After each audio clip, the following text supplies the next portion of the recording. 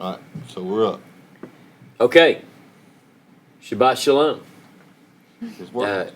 We had all kind of discussions. We talked about Bible. We talked about technology. Clothing. We solved all the world's problems. We had good food.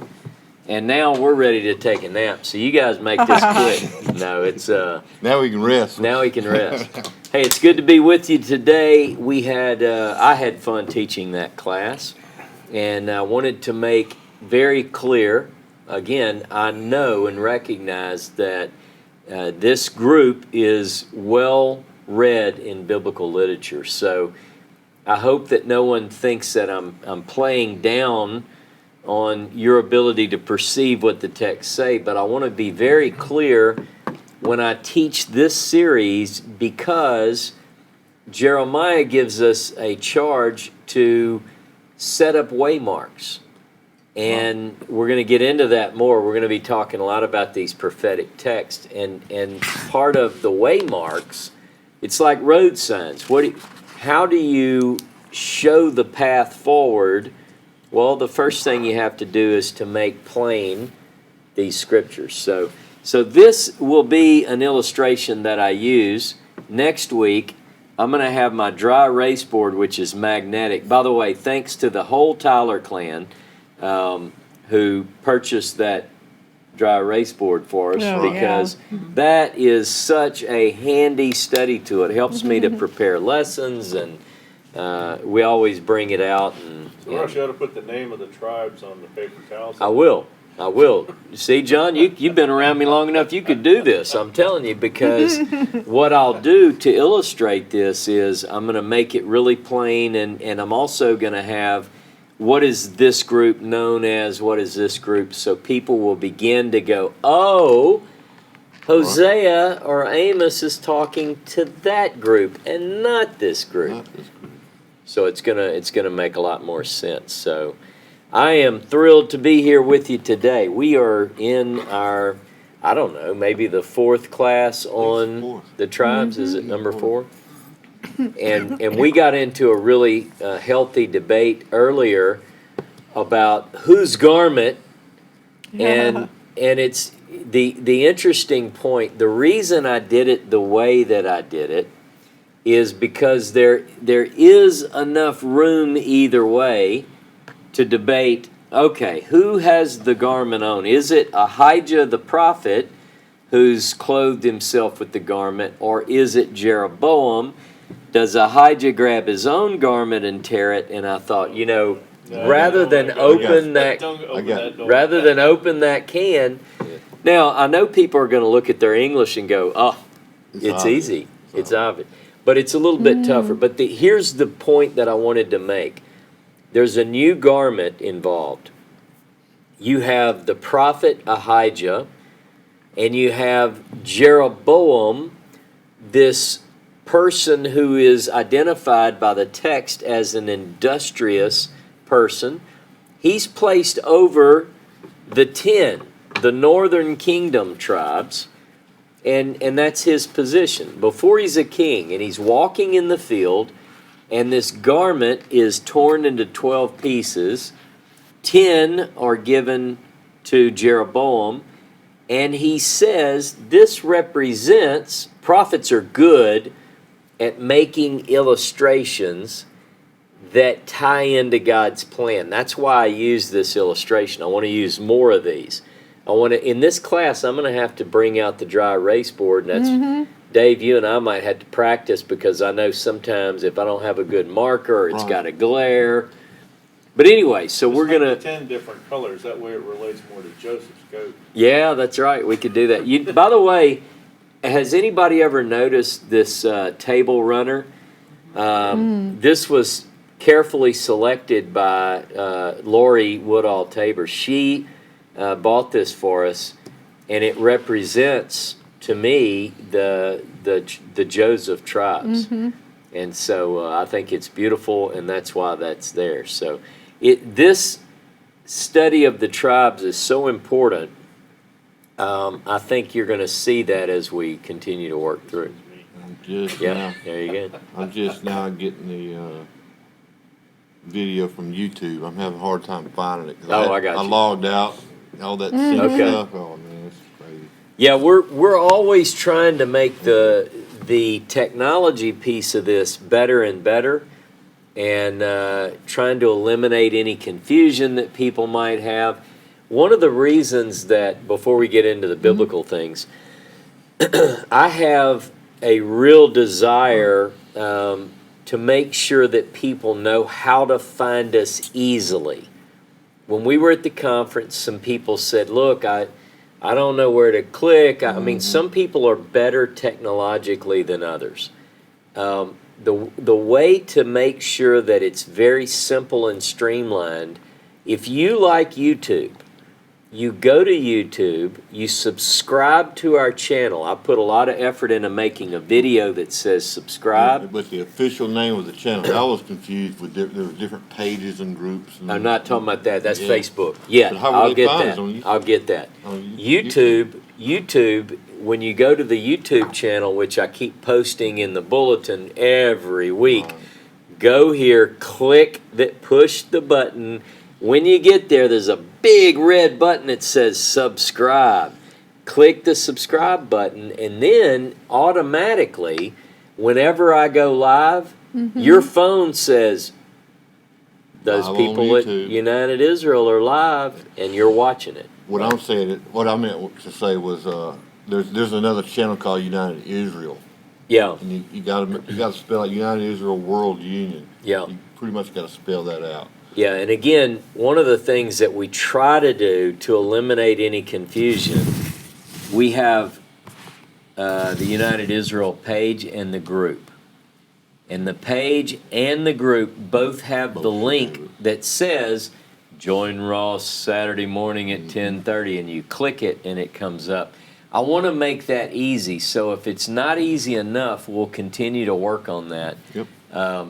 Because some people do have a tough time, and it's not their fault. I mean, technology has been sprung on us, and we used to not have any of this. So now we have the ability to go across the world with this. Actually, So- So we have a it was well question received last on night what? when Lynn and I YouTube? lost power. Yeah, On YouTube? And other than stuff with batteries, the only thing that was working at the house was my old rotary phone. yeah, Don't know. I don't- So, don't you know, know. we I mean, were when we you- were sitting there by lamp and candlelight yeah. on Maybe Shabbat find the evening, comments. Mm-hmm. and I mentioned to Lynn, I said, "Isn't it quiet?" She says, "Well, yes, it is." I said, "Imagine that in days gone by, after we finish eating, we pretty much went to bed because there was nothing else to do." Yeah, The Yeah. light It's was dark. going down, it got Yeah, dark. you get all you got's candles and lamps. So this is, we do have technology now, and if we can ever learn how to use it adequately, I think we'll be in great shape. So speaking, do you It's your know how to computer. find the comments on YouTube on my iPad? On your pad. I will have to look Yeah, at it in a okay. little while because I Never mind. can't Yeah, yeah. concentrate, but. Right, I right. can try to play it. Can I unplug this battery while y'all talking? Yeah, I mean, I'll need to redo it. Just in a hang minute. on. So if Laura says that she just subscribed, I think she means she subscribed to YouTube. Hopefully that will make it easier for you if you subscribe, and I believe you can even say give me notifications. Yep. That way, whenever it does go live, if we're up here and I just decide one night I want to do a teaching, you'll be notified and you can watch it. So we're really trying to do that now. Shifting gears from the technology, I hope that today's class made some things plain. I do believe that the plan of God ultimately involves blessing coming to all the families of the earth, and I do believe that always and at all times, anyone from any ethnicity, any group, any whatever, who seeks to join themselves to the covenant, that path has always been open biblically. But I also want to stress now, having laid that firm foundation, that what we have in biblical literature especially as we get into the prophecies as we're about to do, it's very important to identify the players. Who are these groups?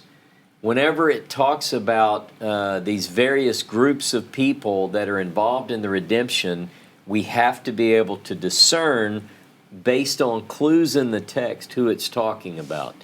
And so that's one of the main points of building up through this study, is to kind of nail that down.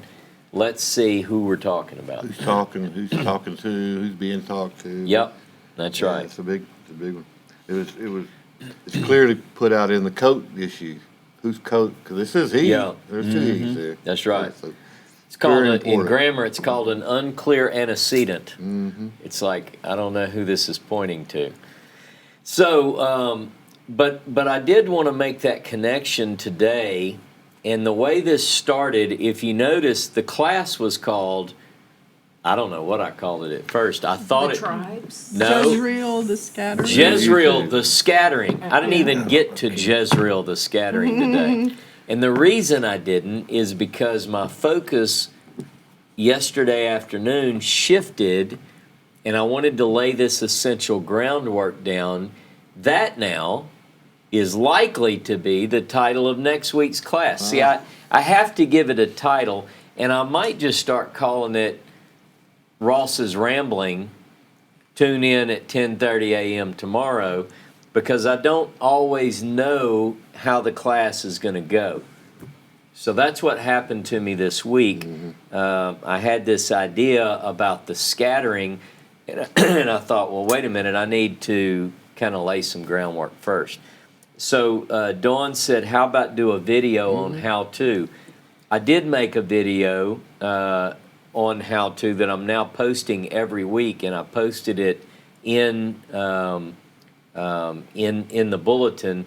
I might can do a better job of that and make it a little bit more detailed. Well, one of the small issues, and we might be able to get around this, is different. Like Sherry has a pad, an older iPad, and Yep. it's different. I just Yep. had to get the comments on YouTube. I had to convert it over to what they call it, Original. request or desktop version. Ah, Wow. It might be the. So the you got problem. it now? I got it. Yeah, on YouTube, yeah. okay, well, that's good. And Ronnie But I- just said it worked easy. Yeah, I mean, it's, if you have it is. My point is, it depends on your computer. Now I have, On wait, a I have an desktop. idea. I have an idea. Get everybody to get the same computer. Well, that, or maybe I have talented friends out there that could actually make that video on how to find Ross's teaching, because Ross needs to be focused on Teaching. this. Teaching I'm teaching. and not- And I say that not because I'm important. I Yeah. say that because I lack the technical skill to do a good job at this. So if you know how to design a short video on how to How subscribe, to find Ross Nichols. how to subscribe to United Israel's feed every week on YouTube, if you would do that, I would just, you'd be my bestest friend, you know? Because we have So- people that watch on their TV. I mean, we've done it at our house. Go on the different kinds of smart TVs and found you. We did that when you were in Israel. We came down here and put it up on the TV. Right. And watched. Yeah. So. I remember that's when you said, Ross, you're going the wrong way. You're going the wrong way. So maybe somebody can help us do that. That would Sure. make it easier. But I do think that these teachings are essential. You know, there are a lot of good teachings out there on the web, and so I encourage people to listen to some of those. And then if you benefit from what we're doing, help us to get that message out there.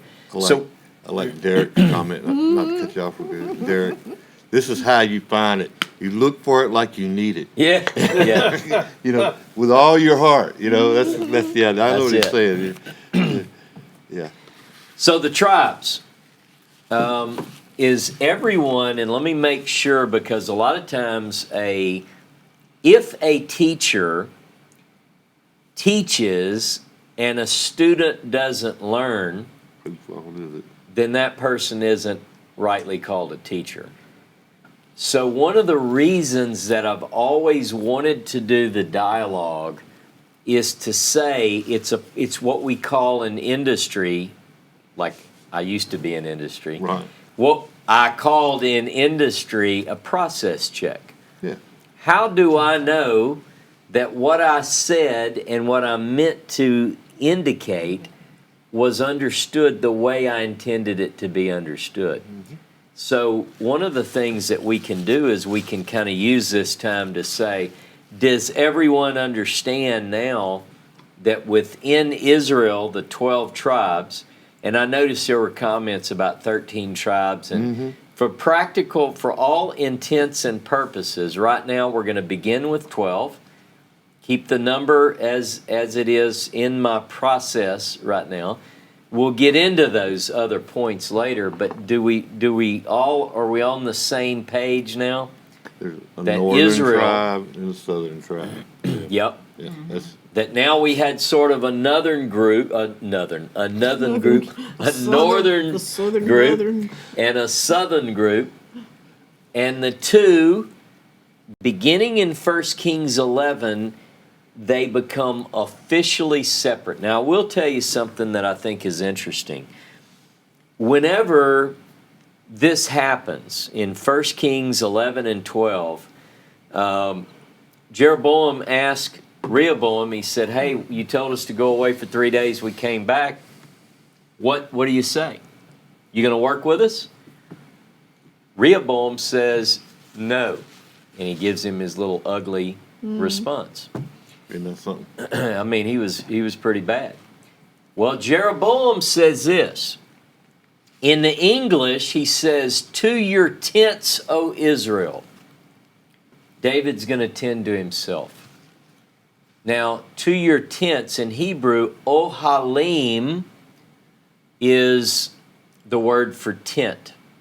The rabbis, now this is an interesting story that the rabbis say, and I've even read that the text in some manuscripts reads not ohalim, but Elohim, which means gods. The point is that from this point forward, the northern tribes say, and at least through their actions, whether or not someone agrees that the text was changed, that they do from 1 Kings 11 and 12, they go after other gods. Now we're going to get into, does this group, the kingdom of David, does this one stay good? And this one's the only bad one, or do they both get off? And that's what we're going to, now that we've got the two separate groups, we're going to really play into that. But again, it's very important to notice that they're separate and they're dealt with separately from this point on. And they worship at different places, and they worship different times, and Yep. the whole works, and where's Samaritans come in? Yeah, I don't know. exactly. That's a can No, of we worms right do. there. We touch on that as we Yeah. get into this. Okay. So yeah, The it's- golden calf showing up again, It is. and I'm just, It's all Rachel's fault. or Rachel, Yeah. it just, in that new coat. that I know earlier when Moses is on the mountain and everything, and it says specifically, it says he took the gold, he melted it down, and out came a golden calf. Popped out. Popped out, just boom, Yeah. you know. Amazing. I almost feel like, is it literally a golden calf, or is that just a metaphorical statement of, No, it's I literal. think it's melted You down, think melted it's- down rings Yeah. and jewelry. And well, stuff. yeah, but Yeah, and the same literally here. You bring a up a great golden point. calf. You bring up a great point that the story in Exodus 34, it is what we would say eerily similar to what we read in 1 Kings. Right. What they do, there are a lot of overlaps. Solomon, because he uses the northern kingdoms, in some way as corvée labor, it's the same language that's used of the way the Egyptians treat the Israelites. So now they're internally destroying themselves, which lead to all sorts of problems. And when the Exodus takes place, they make a singular golden calf or cow. And in this story, as if not to be outdone by the earlier departure, Jeroboam makes two at Dan and Bethel. The language is the same. And notice even his command, "Here are your gods, O Israel, who brought you out of the land of Egypt." So there are different degrees, let's say, of idolatry. It's one to make an idol and worship that God. It's another thing altogether. It's like tacking on an additional sin, as if you didn't do enough by making a golden god, but then to call that God Jehovah. See, this is what they That's do. adding injury They to do it insult. in insult to injury. Yeah. They do this in the Exodus. They do this here. Totally forgotten. who Very it is. bad. Very bad. Wow. And I notice Dawn said each kingdom has to return to Torah, and that's true. So what we're going to do is there are a lot of ideas. Most people who read the Bible, a lot don't see this separation. Right.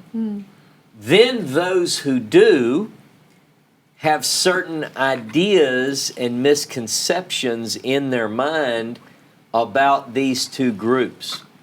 And also, if I may add, Excuse me. there's another stack of papers.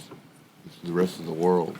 Yeah, it's, The it's other like a, people- yeah. yeah. We need to get a case, a big box, roll the toilet, say here, or roll the Paper napkins or towels. whatever, paper towels, and say, Yeah. here's the rest of the world. My point is that, and I think you're doing the right one, and it goes along with the name United Israel World Union, is those groups have to get together primarily, the two to get together, the 12 to get together, Yeah. and the rest of the world can benefit from that. When we look at the modern world, because you're describing what the plan ultimately opens up, even to a vast, big picture. But it does involve, first of all, the prophetic plan is united Israel, and that must take place. And ultimately, the bigger picture takes place. What we've done in the past is we focused on more of a general approach to prophecy in Scripture, whereas now we're going to zero in. The reunion of these two groups is considered by some, which I highly respect, as the single most dominant theme in all the prophets. Look, I got magnets, Yeah, you got Oh, look to at put them together. That's nice. right? That's cool. This is the plan, but again, we've got characteristics, we've got various ways of identifying these groups separately. We have phrases that are used to indicate the unity of these groups. We have phrases that indicate the separateness, let me say, of these groups. No, separateness is. Yeah, the separateness is I'll have somebody get on me, 'Cause there's someone more else. than one. Yeah, that's right. So there is this vast separation that's currently existing, and I want people to understand that even to this day, these groups are separate. Now, what happened to them is the subject of the next classes.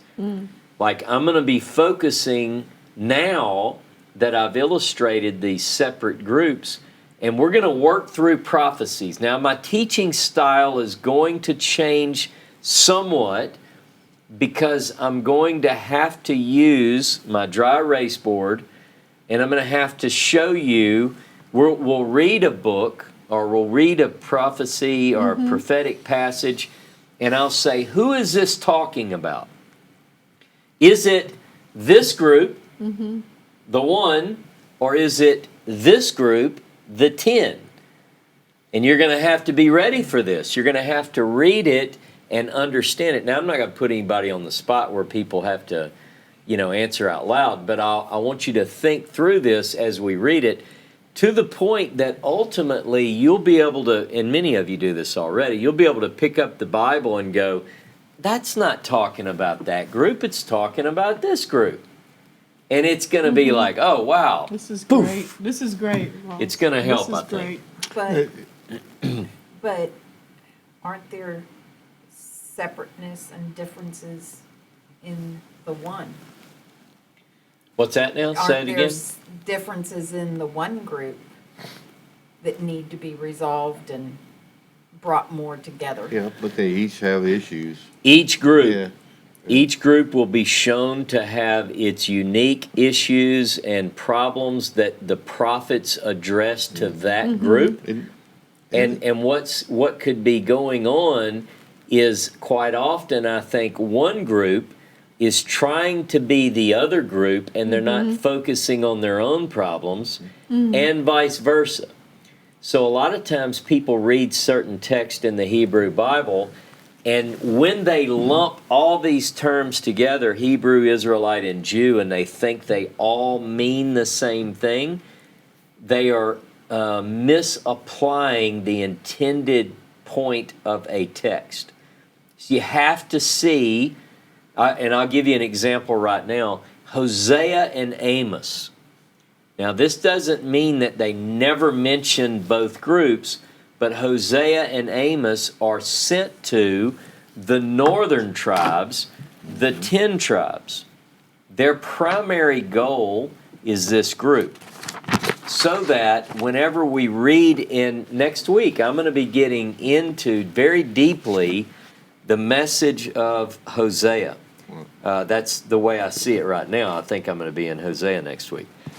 But even if you know these texts, I think that the clarity will be better when we work through them and we say, who is this talking about? Because if you miss it, you miss it. It's like you either get it or you don't. So where we're at right now is the kingdom has been divided, and it's good for me to understand that the so-called dispersion hasn't really happened yet in the story. What's that? In the story. In the I haven't story. gotten to that yet. That's right. But there is a sort of mini dispersion at this point. Yeah. Because they're divided out. Yeah. So Yep. And see if you can you follow me on the camera for a get second? up there and do it. Okay, You can't push that button right You now. can't do it right. You can't do it magically. That's next year. That's right. Remote, we're gonna get a remote control. And this won't take but just a second, but I want to show them a map. Just generally, like you can look at a Bible map, and you can find these in your Bible where it shows the division, what tribe is in what area. So whenever we talk about, if I use my paper towel illustration, you'll see, and someone asked the question, are we going to talk about the Samaritans? Yeah, we're going to talk about that. We're going to talk about all sorts of things. Ross, before I forget, Sylvia wants to know if the scripted comments and notes will be available later to look at online. If John Perry's, I guess, I don't know, will the scripts be posted today? oh yeah, John, I assume. John. I'm Yeah. promising for John. He's so faithful, I can almost say, yeah, John, I get that. But generally, Baruch has those notes available pretty scriptures. quickly. Yeah. Yeah, with the scriptures. Okay. Now, again, I'm just going to put, just so you get the north-south, you'll look in your Bible map and you'll see great maps that show where's the tribe of Judah, where's the tribe, like it says, Benjamin, Ephraim. You can go through here and you can see the different tribes. They're listed on your map. Zebulun, all through here you'll see the different tribes. But what I'm going to do for my illustration is I'm going to just call these 10 are the northern tribes, and the 2 are the southern. So you've got this group, and this will become more clear. I don't want to get into all the names and designations this week, but this 10-tribe kingdom is called the house of Joseph and Israel. This tribe, this group, is now called the house of Judah.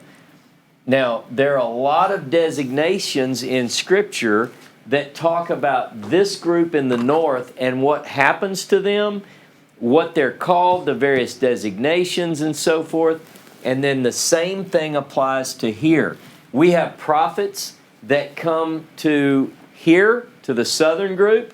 We have prophets that come to the northern tribes. So the northern tribe includes Jerusalem? Jerusalem is going to be in the south. Oh, okay. So Jerusalem is where the kingdom of the house of David. Yeah. Thank you, David. Yeah, that's what. And so what you've got is, this is real important, because whenever we read in the prophets, quite often, like think of Isaiah. When Isaiah begins, these are the visions of Isaiah, Judah and Jerusalem, right? I mean, it's just everywhere you turn, you find various clues, but people read over that. I'll give you an example. I just quoted it, but I'll read it to you. Isaiah chapter 1, verse 1 says, "The vision of Yeshayahu, Isaiah the son of Amoz, which he saw concerning Judah and Jerusalem." Okay. Right? Now, what people do is they miss that.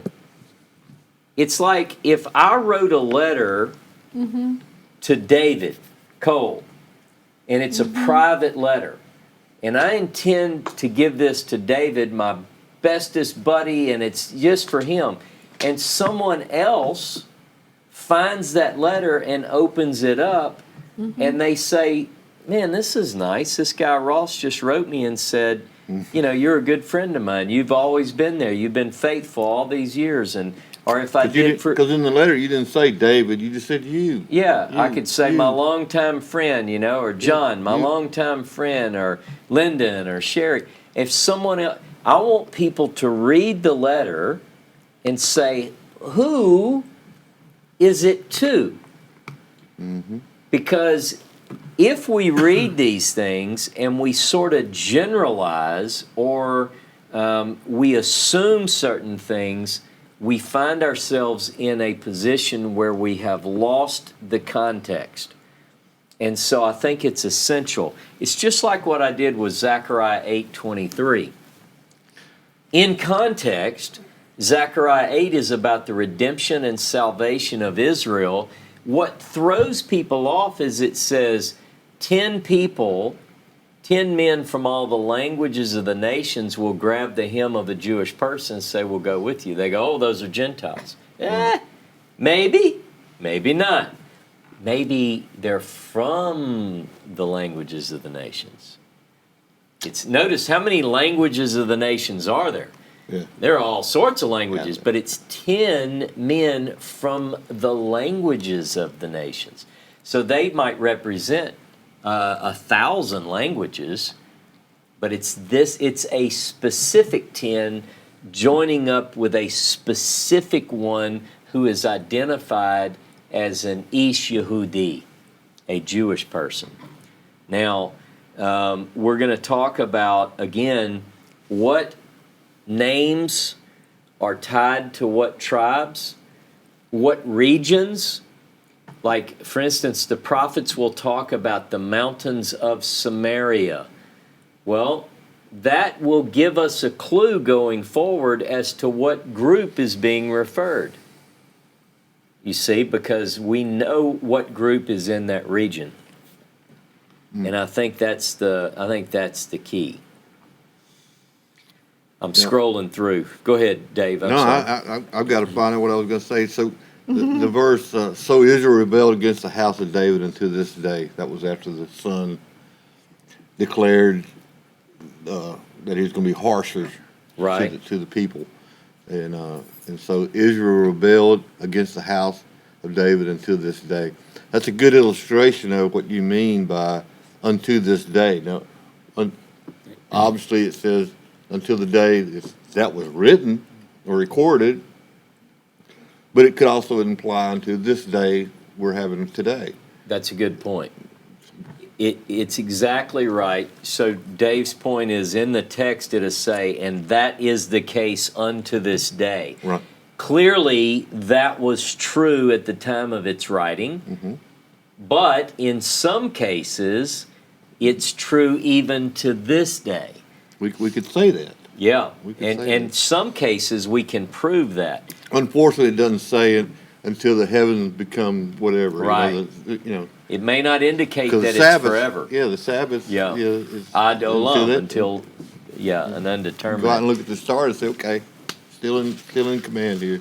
So Amy Johnson asked, does anyone have a list of which prophets are assigned to the northern Yes, tribes? and that's part of the classes. class, As a okay. result of this, we'll talk about this, and a lot of good study Bibles have this. Yeah, I they think do. Jodelle covers that in her book as well. The I Northern believe I've Kingdom, seen the a Southern chart, Kingdom. which if Jodelle has that chart, I think some elements of her book she might have in a format that she could share to go with this There study. was That'd be even a great. first century prophet that could be considered a Northern Kingdom prophet. Yeah, It could. We'll get into some of the later understandings and later text as well. They're gonna fire me now? Well, no. We'll spend a lot of time. We're going to spend a lot of time in the ancient Good world. try, Dave, good try. And so Miriam, I'm kind of following. I'm a little behind I on the know, notes, what's that but with? I see Miriam. I see your comments on here, so I'm not sure. You're definitely not banned. And I'm seeing your comments. So. Somewhere back in, I just scrolled through my Facebook, I posted a map of the tribes of Israel. Miriam? Now, as I'm scrolling through my Facebook, I'm seeing this No. content is no longer available. Yeah. She's a top fan on mine. Yeah, she was on mine too. Yeah. Yeah. Mary, Top fan. she's on, yeah, she's on mine. But I did post with a map with all the tribes listed, and I remember Jodelle saying, "That's a great map, Lyndon, thank you," but Yeah. it's gone. Well, Facebook lot. if you look at, again, in most study Bibles, they'll show you the distribution of the land according to the tribes. But if you don't have good biblical maps, you can Google maps of the 10 maps of the tribes 12 of Israel, tribes of and you'll Israel. see you'll see that, and it's while they have some slight differences, because what they're doing is these cartographers are hopefully reading the text and making determinations based on sound judgment and good academic scholarly studies to determine rough land divisions of these tribes. But the maps will be different as the tribal allotments are given in the Torah. You'll see later, like I read a text today in Zechariah chapter 10, where it says ultimately when this group, remember it says God will whistle for them and gather them, they're going to go into regions and spill over. There'll be so many that they'll say there's not enough room for us here. Now, if you've been to Israel, you know that's not presently the case. There's plenty of room in the land. But what happens to these groups is what's coming in the next several lessons. It's not a little group. Like, I'm going to explain some things as to why, when you look at the Jewish people today, it's a very small group. Who does that represent? And if that group is known to us in the present day, I'll show you from the text that that was part of God's plan. And then the other group, where are they at? This is the question. You're Scottish. No. it's okay. Okay, so, somebody had a question about when she's trying to find the teachings in this series, that there's no date. Did we They're all have a dated. title? Okay, Yep. so, was the first one Abraham's Seed? 3 weeks ago? This was the fourth class today. Okay, Yeah. so. And so all of the classes are listed in YouTube, Sabbath teachings, and you can simply go back. The first one was called Tribes, an Introduction. Okay, All right, and then you find that class, and then the next class is Abraham's Seed. The next one is Passing of the Patriarchal Plan, and then this one was titled Jezreel the Scattering. I will change that before I update the YouTube page, and you'll never know that I was inspired to shift gears and change the subject, other than I make that statement. One other thing I found fascinating in this lesson was that Jeroboam Yep, went off to Egypt. He went south yep. and took people with him. I'm assuming it wasn't He's got to leave. all by himself. Yeah, He had to leave Yep. because That's right. he was unpopular at the moment. But he went to Egypt again. Yep. Egypt is like, It was a popular retreat. yeah. Yeah, literally, not like a nice little get your toenails done retreat, but get out because they're going to kill you retreat. Yeah, they got to get away. They all go to Egypt. And the prophets talk about these neighboring countries. As we build into this class, we're going to encounter various other world entities, the kingdom of Assyria, the kingdom of Aram, the kingdom of Egypt, the kingdom of Babylon, different times, different periods. And as we encounter these various groups and how God uses these groups in relation to his people are very essential to get the biblical narrative and the biblical story down. Look, it's a vast literature. And I think people are sometimes a bit overwhelmed when they think about the history that's contained within this volume. But it's not as difficult if we follow the flow of the text. And there is a method to my madness on presenting things the way I'm doing this. Because you've got to take it logically, and you have to take it in a process where you're unpacking it, so to speak. And the problem is that our books are not necessarily always arranged in chronological order. We're given clues, like go to Isaiah chapter 1, just so you kind of get this, just so you know. This is the way you have to kind of put this together. And I'm using the same verse I used earlier. The vision of Isaiah the son of Amoz, which he saw concerning Judah and Jerusalem in the days of Uzziyahu, Yotam, Achaz, Hezekiah, kings of Judah. So if I have a chronology of these kings, Uzziah, Yotam, Achaz, Hezekiah, I know that these prophecies were delivered at that time. That becomes essential. Now, within those deliveries, or when those prophecies were delivered, some of them applied historically only. So there's some, like sometimes people look at the prophets and they take a historical point and they turn it into a prophecy that they believe is for later or yet to come, when in actuality it's already been fulfilled. It could have been a present day, listen to me, thus saith Jehovah, in this many years this is going to happen. No. Right? Well, Now could have some been. people will read right over that and they'll say, oh, I see in the news where so-and-so's attacking Gaza. No, hold on. It says this is going to happen in this many years. There are other texts which say in those days or in days to come or far from now, seal up the book. This is for the latter days, those kind of. We have to pay attention is what I'm saying. I think when the time comes, God's gonna have to whistle. Because there are people today that I know, and you know some, you and I know one that walked in here, who was studying in the Islamic world, and one of his teachers told him to follow his bloodline. So he went and had his blood tested, his DNA, and found out he was the House of Judah. Yeah. So there are people that, I happen to have a daughter-in-law that was that way. We got all our kids' DNA kits and their spouses. Yeah. Came back and she goes, wait a minute. I have Jewish blood.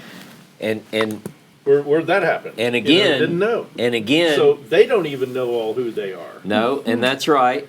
So you're talking about people who That's right. belong to that. That's we right. have known members of Judah, and we have people who do their bloodline, do their DNA testing, and they go, I have Jewish blood. Again, That's right. we're not talking about this That's group. why I said Yeah. God's going to have to whistle because we don't have a large frame of reference for the DNA for that group. Yeah. So how do you know? Well, and that's the trick. It's like people who identify and are identified as representing that Judah, that group, and those associated with them, their DNA may not totally match someone else's. We'll get into all that. I have like 4 or 5 books in my library that I've read on this idea of DNA and the lost tribes. There's and- some markers and stuff. It's Yeah. not But that really technology has only recently become available. That's right. So, Right. you know, and if you don't have a gene pool, That's right. like with the other 10 tribes to draw from, it makes tying that awfully hard, if not impossible. So that's why I said, Yeah, they well, have yeah, that. I guess God's gonna have to whistle because Yeah, there's no way to put it right, together. right. Yeah, I mean, they have some markers, the Levite Well, idea, that, you know, because it was kept so close. That's right. You know, but Right. as far They as call like- those Levi jeans. Yeah. Levite jeans, he's they got a have belt buckle. brass, so Leo. brass instruments. But I mean, as far as the tribe of let's take one for example, Dan.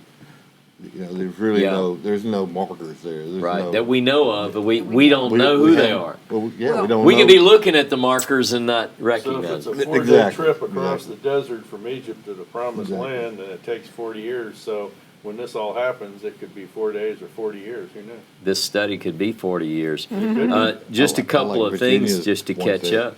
up. Dawn said each group plays a significant or a specific role in the redemption process. And that's so key because we tend to, again, whenever it's like we lose this consciousness that there are two separate groups, and quite often we apply a text which is to be applied to one group, we apply it to the wrong group. Right. And what I see today is a group of people who are coming to themselves, let's say. They think of themselves as Gentiles, and what do almost without exception? They find these texts and they think, I've got to join. I must be Jewish. I must have Jewish blood. I must. But what they don't know about is the other group. That's right. Yeah, So And- I like to look at it like a baseball team. You know, you have your pitcher and you have your catcher. And I say in this analogy that the pitcher is Judaism or Judah, and the catcher is Benjamin. Yeah. Well, you have all these other team members, the right fielders, the left fielders. They all have specific jobs to do. That's right. Well, we don't. You know, you hardly ever hear anybody saying, "I want to be a right fielder." Yeah. You know? Yeah. That's my. They have their job to do. Okay, But, so- we all want to be pitchers. so I know Vicky brings up a point. Is the identity more important than the goal?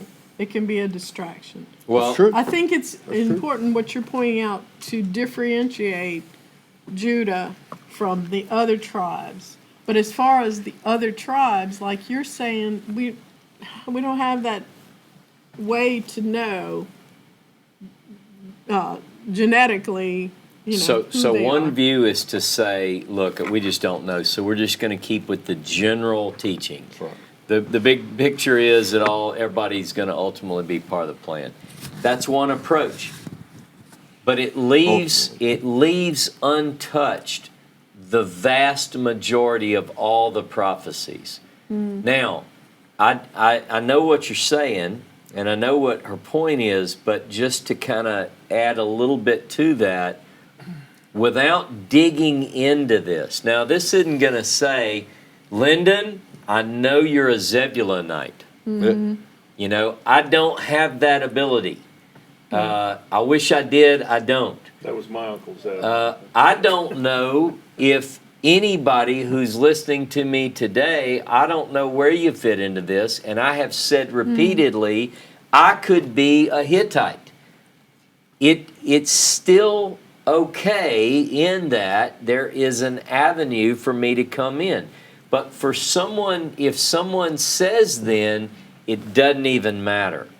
It does matter. It is the single most dominant theme in all of Scripture. As we work through this, I hope to illustrate very, very clearly that what we are witnessing in our day is the beginnings of what the Bible says would happen.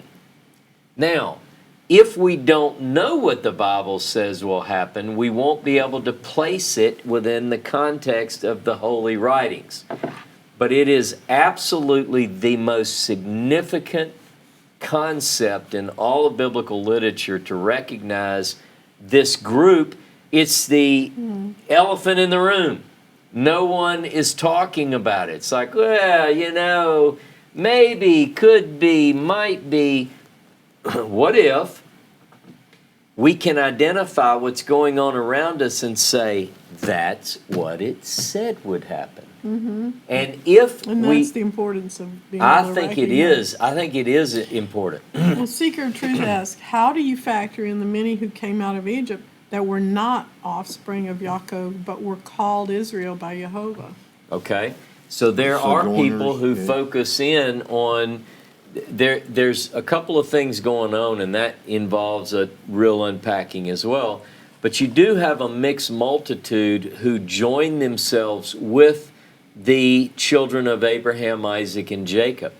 Now, in as other we words, it's not just a bloodline, it's a tribe line. Well, but what we see though is that even within the biblical text, there is a distinction between those groups. It's not like, even though they're accepted as part of the larger group, so to speak, the question becomes, and I'm going to leave it as a question right now, is are those people then called Israel? Because what some do is they say, look, if they left Egypt as part of the mixed multitude, they're Israel too. That's a big question, and it involves, a class, because there are a lot of texts where you have groups who reside as resident aliens within the larger group of Israel, and they remain separate. So it's because some people would like to say, well, look, it's all Israel. If you're attached to the God of Abraham, Isaac, and Jacob, you're called Strangers Israel. among you. And I think then- that's not biblical. We'll And then, talk about and that. then if these people, the mixed multitudes, join themselves by marriage or adoption or whatever, Now, or a household of the- this tribe or that. There could very Version. well be cases where they're intermarriage, Yeah. and we get into some of that in Yeah. the biblical text. Wherever We you have go, I'll follow we you. have intermarriage. We have intermarriage not only within and without of Israel, but we have marriage within the tribes. We have merging of Davidic and priestly lines. So much so, and a lot of people don't go with this understanding. They try to explain it away. We have to ask ourselves questions. We can get into this. And I keep saying that because each of these topics is built on a lot of things. 2 Samuel in chapter 8, verse 18 says that David's sons were Kohanim. Now, what people do is they go, that doesn't mean priest. It means priest everywhere else, but it's not priest there. We're going to translate it there as ministers. But why is it then that we have David wearing an ephod, for instance? How can he participate in the things that he does as a person only of Judah? So there are a lot of things when we talk about the merging of the tribes that's important too. I think I see how you're going about this class, these studies, is that you're trying to look at the micro ideas without looking at the big picture at this point. In other words, to understand the big picture, you have to understand all the little small details along the way. How this happened, when this happened, who did it happen to.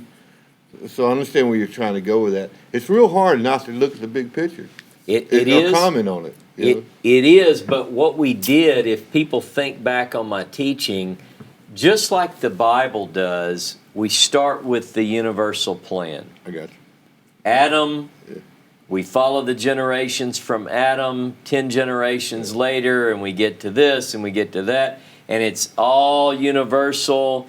Noah, the sons of Noah, represents all of humanity. Then we zero in on Noah has 3 sons, Ham, Shem, and Japhet. We zoom in on Shem. We come down to Abraham. We focus. Abraham and his seed. Right. Now we're going to start expanding back out. Abraham, Isaac, Jacob, 12 sons, 12 tribes. They get separated. They come. So it's like you're doing this. You're looking at the biblical text going, zoop, and then opening back up. Miriam hit the nail with the hammer straight on. This series is line upon line and precept upon precept. If you miss one, you miss much. Yeah. That's it. That's pretty much. It really sums is up. true. Yeah. We're trying to cover. Look, there are a lot of ways, and there might be teachers who would do it differently. I encourage you to, find good teaching out there. The web is full of good teaching, but just base it. Compare what they're saying versus the biblical text. But learn, take it in, study it, weigh it.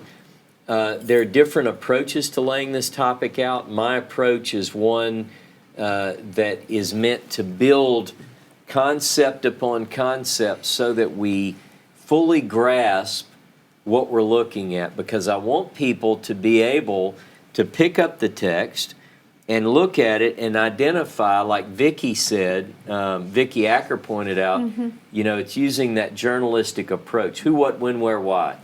Did I skip any? It's the idea of, when I read this, who is speaking? To whom are they speaking? What's the purpose of the speech? What is it going to, and you ask those questions, just like a good reporter. When I read Isaiah chapter 1, verse 1, I can tell you when, I can tell you who is talking, I can tell you what he's talking about, and as you build upon these ideas, Talking to. Look at Jeremiah. Go to Jeremiah chapter 1, verse 1, just to give you another example. The words of Jeremiah, the son of Hilkiah, the priest who were in Anatot in the land of Benjamin, to whom the word of Jehovah came in the days of Josiah, the son of Ammon, king of Judah, in the 13th year of his reign. It came also in the days of Jehoiakim, the son of Yoshiahu, king of Judah, to the end of the 11th year of Zedekiah, the son of Josiah, king of Judah, to the carrying away of Jerusalem captive in the 5th month. That's pretty descriptive. Yeah. It's like, Who, what, where, when. here's how. the priest. Yeah. It's a family of priests from Anatot. Now, I would ask you, I want to know, the reason I study the Bible as intently as I do, when I read this, I don't just read over and skip a detail. I go, okay, hold on, stop. Think, Ross. Where have I seen the priest of Anatot? What is Anatot? Who were the priests in Anatot? And I can tell you, they're the priest. It's a priestly town. It was designated in the Torah as such. And the certain priests that were there, how do they get there? Remember, when Solomon is going to be king, another son of David has already declared himself king. And so when Solomon ends up as the king, he punishes those who supported his brother. And he takes a certain priest by the name of Abiathar, and he banishes him to Anatot. Now, this is instructive, because when we study Jeremiah, we have to know the backstory. It's like any book you read, you get into the characters and you get into the plot. Jeremiah itself was persecuted. And so when I look at a text, I want to know the backstory. I want to know the characters and who are the players. Nothing is more important than understanding these tribes And so we have to look at the backstory, and that's what we're doing with this. It's So All right. whoever they are, I hope they don't do any more golden eyes. golden calves, no more golden. They got them out there. Yeah. That's the illustration Ross used this morning was that, we have a good children's ministry. Come to our church. Yeah. It's happening right now. Oh, yeah. We got our golden calves out here. It's one way of looking at it. People are talking about using Google and their DNA matching this Celtic. Listen to Right. this.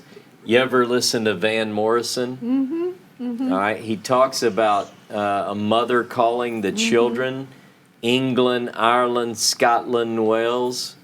What's he talking about? Some of these gifted musicians. I know, I was just listening to Oh, him yesterday man. when he was singing about that. Yep. So what you have to do though is behind the words of the biblical text. This is my life, this is my love, this is my passion. Behind the words are a story that's very deep. It's not difficult. It's very deep and intertwined. And we can't just look at it on the surface and read. You can't read over something that's this significant and not say, okay, so if I want to know what Jeremiah is talking about, I need the context, the cultural, historical significance of who he's talking to and all of that. Now, when we start getting into these texts, it's going to open things up. Let me just give you an example. He has a vision. Jeremiah has a vision. I'm in chapter 1, verse 13. The word of Jehovah came to me a second time, saying, "What do you see?" And I said, "I see a boiling pot. Its face is from the north." And Jehovah said to me, "Out of the north the evil shall break forth upon all the inhabitants of the land. For lo, I will call all the families of the kingdoms of the north, says Jehovah, and they will come, and they shall set everyone his throne at the entrance of the gates of Jerusalem against all its," and he goes into all these details. People get lost in this. Yep. But these illustrations that the prophets gave and that Jehovah gave to the prophets are for the intended purpose of making it plain. They're called visions. Now, I don't know how to describe what I do other than to say, and maybe this will help some of you, many of you probably do this. When I'm reading the text, I try to envision what they're seeing. Not in a magic way, but I just think about it. And I go, okay, if I'm in Jerusalem and Jehovah is talking to me about a pot that's tilted from the north, I want to look at a map and say, I see what he's saying. The pot is, and it's, so you have to orient yourself. Sounds crazy. You have to Is that get downhill or uphill? you have to get in the Bible. You have to put yourself in the text, and you're like a witness to ancient voices. So when I'm alone and I'm reading and I'm studying and I'm praying and I'm meditating on the prophecies, I try to insert myself in the text and I look around.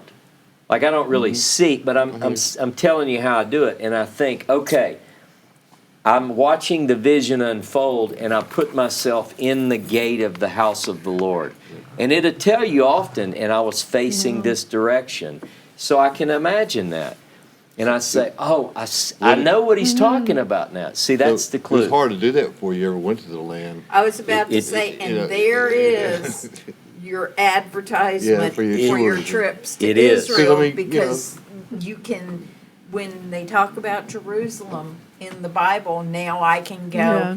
bing. Yeah, or like, Yeah. you know, exactly. It's a or good, here, and it's a good I've reference point. been I mean, there, I see that, Yeah. I get it. standing in Jerusalem, there's a clear difference between north and south. I mean, Yeah. you look at south looking up at you, north looking down at you. There's a clear Yeah, difference. you can there. orient yourself to these texts. Sure. And you can do it with a map. Yeah, just yeah. generally, now it is obviously better to be there, no doubt. But the thing that I want people to understand is that there's no prerequisite to understanding the text other than a prayerful desire to look at the words in association with the words and to read it at face value. Remember, I always say, a lot of people go, here's what it says, here's what it means. I like to say, here's what it says, and it means what it says. But in order to get what it's saying, you have to read it first. What is it saying? That's the key. Once you see what it says and take it at face value, if someone wants to get deeper with it or get midrashic, or if they want to dive and look at a different level. I listened to a teacher for about 4 minutes on the internet the other day, and he was talking about the number of possible interpretations of a certain phrase. Now, I mean that's not me, but I see his point. But the first one is, to me, very important, and it's one that I think a lot of people miss. They ignore the plain reading of the text, and they take it in directions that I find hard to believe were intended, right? They'll say, well, this word says this, but the numeric value is such and such, and that's the same as lollipop in modern Hebrew, so it means, and you're like, I mean, I'm exaggerating, but Yeah. Right, it's right. just a... They do that. It's very the exaggerated. numerology of the Bible is Yeah. it's a Yeah. huge subject that people have written. Especially the Tons of. the Jewish mystics. Yeah, so, but this is going to be a fun study, and it's going to be helpful if we use, other than me just speaking, if I can use illustrations, if you will allow me to use the dry erase board, where Dave and I can work together. And, it might be just real natural. I may say, Dave, I'm going to get up and get the dry. Can you follow me over to the board? Just bear with us on Yeah. that stuff, because he might have to say, Ross de Glare, I need you to turn it. But the idea is that you will be able to see as we unpack this. When I really get into my teaching, which I haven't done at this level ever online, I do need the board. Because I'm going to say, look, here's what this verse says, and I'll list out key words, and I'll say, hold your hand here, go here, and I'll list that out, and I'll say, notice the similarities, notice the differences. And I think that's what it's going to take to really get this. And even the map, Yep, we got that map, it's a tool. It's that's cool. right. Yeah, I'm telling you, if people not want hard to to try, follow. if they haven't been to Israel and they want to try to put themselves in the places, Yep. I was looking at drone footage of Israel, and Yeah. it's different names, different regions, and it's really, really amazing. Yeah. So you Virtual. can just But go online and Yep, find. that's true. then again, Real footage. I'm just gonna say, if you've been there and you visited there, Oh yeah, it helps in when your even when mind, you're looking yeah. at that too. yeah, So, That's it true. does. Yeah. It does. That's Yeah. my analogy is I listened to the books by Patrick O'Brien, who did a whole series of books on sailing ships, Master and Commander, and all those. That I mean, too. it's a big series. And I listened to them in the car. And he would be incredibly technical. And I would go, whoa, whoa, whoa, whoa, wait, what do you mean? And I went back and I bought I got his companion book that illustrated all this, and that was helpful. Yeah. But Exactly. then I went and visited a ship, Yeah, Right. that's what I was gonna say. and Made a world of difference, huh? I actually put my hand on that Yeah. Yeah. piece and went, aha, I know I what that is." now Right. really get it. That's true. Yeah, there's an added element of realism when you can touch, feel. There's one thing to listen, to see, to hear, but we have senses that help us, and so there is the smell, and just knowing the land at different seasons helps me to understand what it's talking about. And And I think that that's what I'm going to try to convey as best I can. Whenever I talk about these prophecies, I want to be able to say, now listen, it says this is in this king's reign. That puts us in this window. For instance, like in 966 is when the separation of the houses occurs, right? 966 BCE, before the Common Era. So, I mean, people go, oh, it's 967, I've done the chronology, and, it might be a year or two, give me a break. But there is a chronology that we're following, and we need to know who is the prophet, to whom is he speaking, and what is the intended result of the prophecy. Is it something that was fulfilled in that day? Is it something which is to be fulfilled later? Those are all important questions. So, I also am having a great chuckle watching the archaeological stuff come up that is proving more and more things that are in the Bible. And because I remember the people that say to me, why is the Bible in the nonfiction section of the library? It should be in the fiction section of the library. Yeah. And now I just smile and think, every day there's one more little piece of evidence that this actually that's right. Actually took place. Well, When they get to the part about the bagel shop that we were at, right off of the square there in Jerusalem, that's relatively new, so I'll know what they're talking about.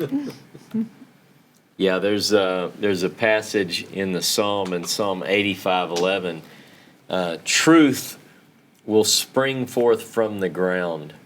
And that is a truism that is confirmed more and more each day. every day. It's just like at Mount Zion, at the Mount Zion dig, and archaeological projects all over the land of Israel. You can't build a shopping center, an ice cream parlor, a beauty parlor. You can't dig a parking ditch. lot. You can't dig a ditch without a parking lot. Isn't that how they found the road? They were digging a ditch or something, and they found the road. Oh yeah, yeah. It is a land ripe. The truth is waiting to spring forth. Now we have textual truth that we're going to unearth with this study that will help us to understand and truly and properly apply these prophecies. So stick with us. It's going to be. We're talking about some very deep things, but they're not difficult. They're just things that we have to get the context in. So you have to stick with us, and I think that's the most important thing. So, Yeah, you can't even turn, you're not even supposed to pick up a rock in Israel. They don't want you messing with anything. No Let's telling make what might be protest under it, tough. in other words. Let's make protest tough. You can't even pick up a rock. Can't even pick it up. Now, Maybe that's why they burn I tires. see what you did there. we were at Tickler Quorum. Department's gonna get you. Was it? I guess it was Quorum, and they were having the who ceremony you for are, the IDF soldiers. Was that? I can't remember. But anyway, we were walking, and there was just this glass all over the ground, and it was ancient. Oh, okay. Yeah. No, the Roman glass. The Roman glass Oh, all man. over the ground, and it was fascinating. Yeah. Well, it is an amazing, amazing book. Whether somebody believes it's fiction or real, what I find so interesting is this process. This series will reveal. History has obliged to the words of this book, meaning that whether someone believes it or not, it is still coming to pass, and it will continue along those lines. And we're going to see these prophecies come to fruition. I think, a lot of people thought the modern Israel would never happen. It happened. I think that a lot of these prophetic utterances describe those events and lead up to it. I will show you in the course of this study that Judah is the first to be saved. And you'll be able to then look at the text and go, well, that makes sense. That's why it happened in that order. It's because the order was declared from the beginning. Declaring the ancient things, declaring the end from the beginning is what the prophet says. Isn't basically Judah in the modern state of Israel?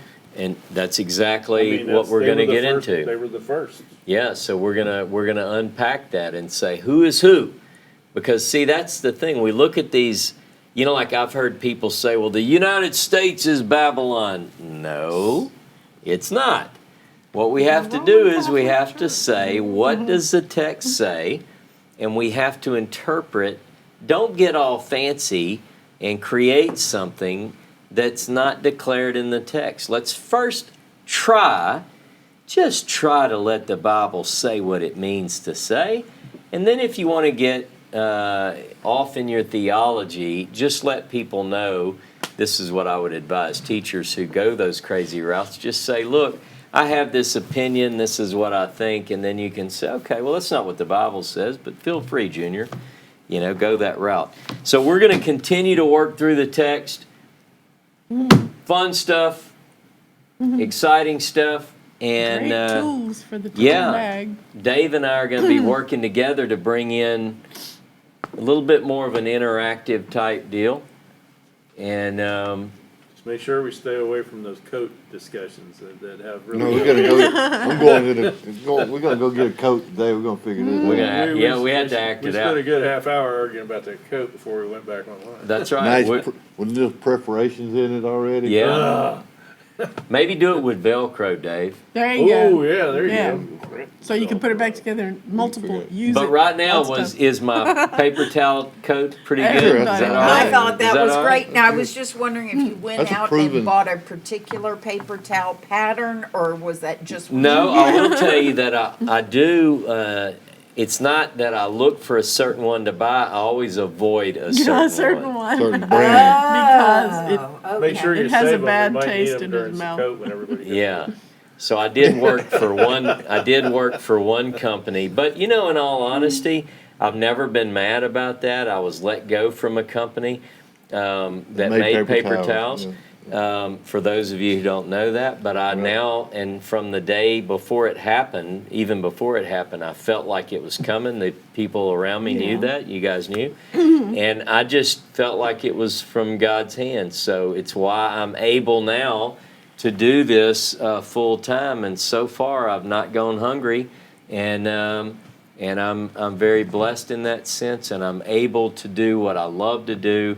But I still don't use their paper towels. Maybe I should say, okay, quit whining. But I'm now well, John bought these anyway, so John That's and right, it's all Linda. my fault. He didn't look at the coat. Just don't. The company not to buy them. You know how they Just don't look pour. at some of the, I took the wrapper off some of the paper you've been using to print out. Oh no! because that's hard to find anything other than that. Oh, I know. Well, I just can't help, that's what they sell at Walmart. You Yeah, know what's right. going on, man. All right, so just keep taking the paper off. What I don't know won't hurt me. That's right. But those, look, this is truly the most significant study that we could be in. And I'm grateful that people take all this time to spend with us on Saturday.